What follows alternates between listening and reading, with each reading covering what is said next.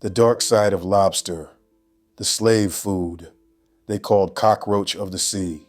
Scope News presents. Picture this: a shackled man, wrists raw from iron cuffs, is tossed a bucket of writhing, red-shelled sea creatures. He doesn't smile. He doesn't salivate. Because in colonial America, lobster wasn't a delicacy. It was degradation, a punishment food, a symbol of forced survival. For enslaved Africans and indentured servants, lobster was what you ate when you had no voice. Johnny! Eat your food, boy! Today, it's the centerpiece of luxury. But hidden beneath the butter-drenched claws is a truth America buried. Lobster was once fed to the lowest class of society, especially the enslaved. This is the dark side of lobster. In 17th and 18th century New England, especially in coastal towns like Boston, Plymouth, and Salem, lobsters washed ashore in swarms. They were so abundant, they were described in records as piling up, 2 feet high. But these sea creatures weren't considered food. They were regarded as repulsive ocean scavengers, more bug than seafood. White colonists used lobster not for fine dining, but as fertilizer, fish bait, and worst of all, slave food.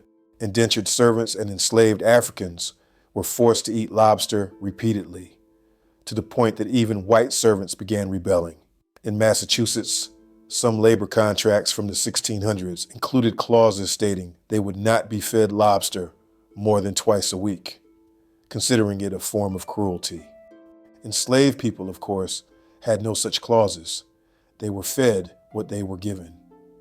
And that often meant lobster boiled into mush, tossed into troughs, or served cold and rotten. Not as sustenance, but as insult. Lobster's use as a tool of degradation is part of a wider pattern of food-based humiliation within slavery. Just as enslaved people were forced to eat pig intestines, later known as chitlins, expired cornmeal, or scraps of rice infested with bugs, lobster fit the same mold. It wasn't about nutrition, it was about power. To give someone what you considered disgusting and force them to survive on it was an extension of the system of domination. Lobster, crawling at the bottom of the ocean, became the metaphor for the position white society assigned to enslaved Africans, beneath everyone and forced to scavenge for survival. This was not cuisine. It was conditioning. By the late 1800s, lobster underwent a radical transformation. Thanks to improved canning techniques, railroads, and restaurant marketing, lobster meat began appearing in luxury dining halls, from Boston to Manhattan. It no longer symbolized shame, it symbolized wealth. By the early 20th century, lobster was being served on fine china in railroad dining cars and hotel banquets. It became associated with upper-class indulgence. And yet the people whose ancestors had once been force-fed this very creature were now economically and culturally excluded from the spaces where it was glorified. Black culinary memory, however, did not forget. Across generations, many black families maintained an aversion to lobster, not because of allergies or dietary choice, but because of inherited stories. Oral traditions in coastal communities like the Carolinas, Georgia, and parts of Louisiana recall lobster as sea bugs, slave food, and something not meant for the table. Recently, we've all seen the viral clips of black folks throwing down on Red Lobster's seafood boil. It's amazing how times have changed. But to really understand that shift, we have to take it back to slavery. From Beyoncé's hit song Formation to countless memes and influencer videos, lobster has been fully rebranded in pop culture. Today, you won't find this history mentioned on lobster rolls in Boston or on luxury menus in Vegas. The dark past has been sanitized, erased, and replaced with lemon wedges and clarified butter. But the contradiction remains glaring. A food once used to degrade and humiliate the enslaved has been rebranded as gourmet. Its connection to slavery, to punishment, to forced survival has been scraped clean like a shell. This is not just about lobster, it's about cultural memory, the whitewashing of food history, and the way wealth is often built on the backs of those who were never meant to taste it. Some Black culinary historians and chefs are now beginning to peel back the glossy layers of lobster's reputation, exposing its roots in oppression, not as a way to vilify the food itself, but to acknowledge the system that created its symbolism. Because food tells stories, and lobster tells a brutal one. It reminds us that what is considered fine today was once a tool of abuse.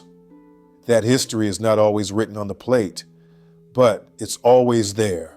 And it reminds us that luxury often comes from what the enslaved were forced to endure, until white society found a way to profit.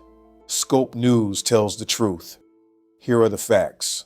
Historical details in this report are drawn from New England colonial labor contracts, accounts from the Massachusetts Bay Colony, food historian works such as Building Houses Out of Chicken Legs by Dr. Psyche Williams Forson, and archived menus from the New York Public Library's Culinary collection. References to modern cultural trends include viral TikTok trends and historical food marketing data on Red Lobster's brand positioning. Additional sources include records from the Massachusetts Historical Society, highlighting servant petitions regarding forced lobster consumption. Legal disclaimer: this content is intended for educational, informational, and historical awareness purposes.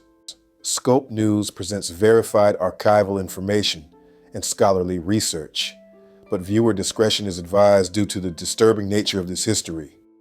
This report does not aim to shame culinary preferences, but to explore how food reflects systems of power, exploitation, and erasure. We strive to present historical truth accurately, though limitations in oral history, record keeping, and regional context may impact interpretation. Thank you for watching Scope News. Please consider subscribing